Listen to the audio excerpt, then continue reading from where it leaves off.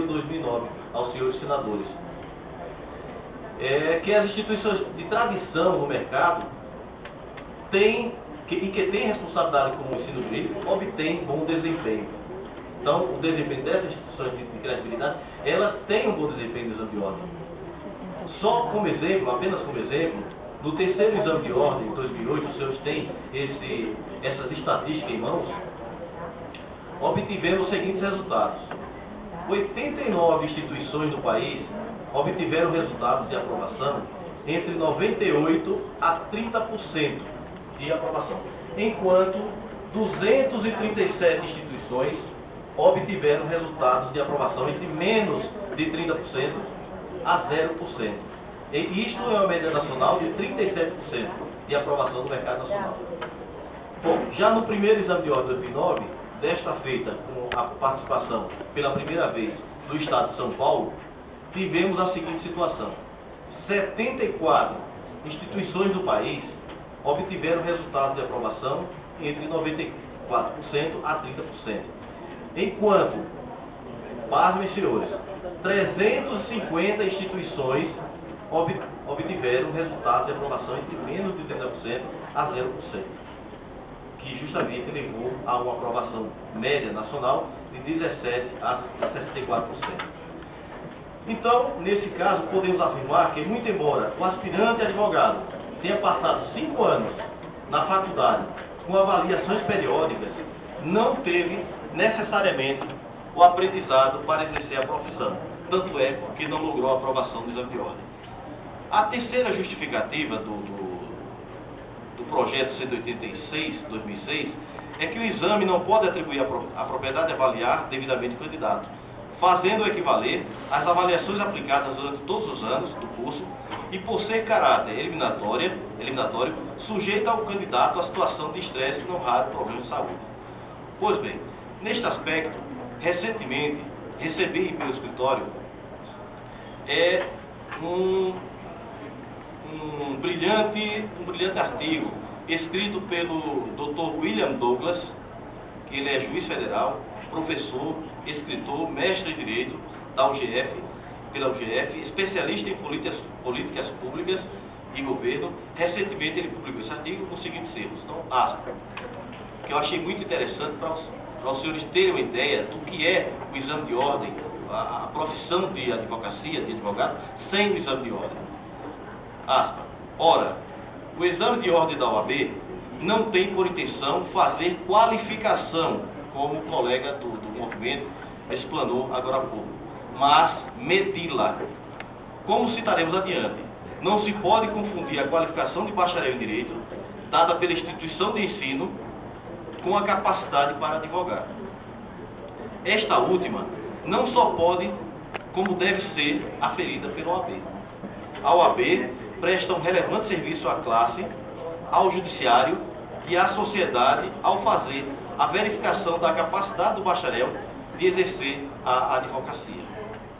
Quaisquer que sejam os problemas que se apontem no exame, nenhum deles é maior do que permitir que uma pessoa sem capacidade para o exercício do ofício saia às ruas portando uma carteira profissional.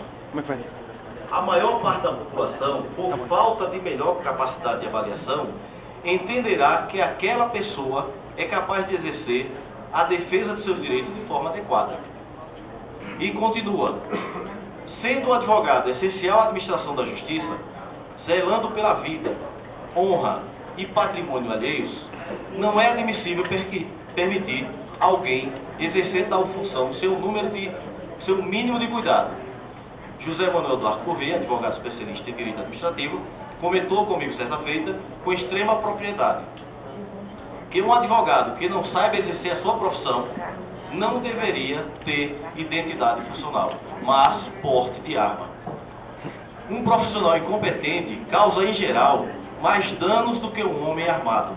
Reparem que, diante de um armado, a tendência é que as pessoas se protejam, fujam, ao passo que diante da apresentação de uma carteira de advogado, a expectativa é que as pessoas se acalmem.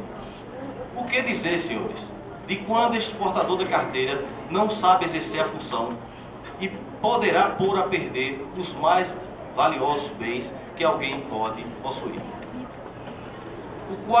A quarta justificativa do senador, nesse projeto 186, é que ele explana o seguinte: se por outro lado, o exame tem intenção de avaliar o desempenho das instituições de ensino, não parece razoável que o ônus recaia sobre o aspirante a advogado, já que o MEC se responsabiliza pela aplicação do Exame Nacional do Curso Provão, com esse exato objetivo.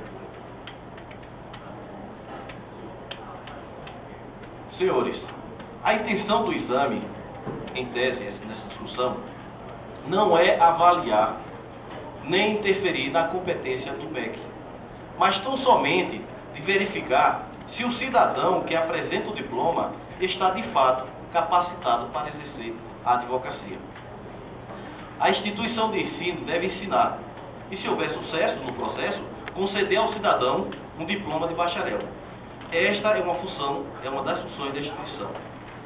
Devemos reconhecer que o ideal é que as instituições de ensino só concedam o diploma a quem realmente está bem formado, capacitado para exercer quaisquer das funções típicas de um bacharel. Infelizmente, não é isso que acontece, porque é público e notório, dispensa de quaisquer provas. É uma verdadeira enxurrada de bacharéis extremamente mal formados e deficientes. Isso vem provar pelas estatísticas que os senhores têm em mãos. A OAB não pode assumir esse risco como guardiã da sociedade.